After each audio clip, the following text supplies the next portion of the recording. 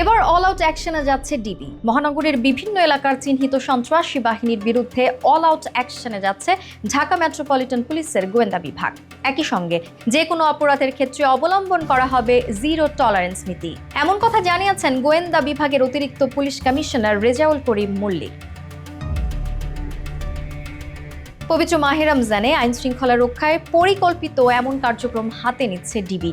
এক প্রেস ব্রিফিংয়ে সাংবাদিকদের এমন তথ্য দেন এই পুলিশ কর্মকর্তা। তিনি বলেন, নগরবাসীর নিরাপত্তা নিশ্চিত করতে জোরদার করা হচ্ছে ডিবির কার্যক্রম। ছদ্মবেশে অভিযান পরিচালনার মাধ্যমে অপরাধীদের শনাক্ত ও গ্রেফতার করা হবে।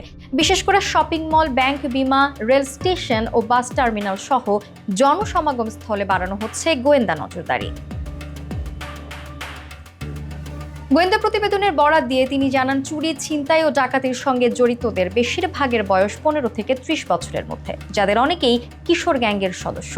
এদের পেছনে কিছু রাজনৈতিক শক্তির মদত রয়েছে বলেও তিনি মন্তব্য করেন।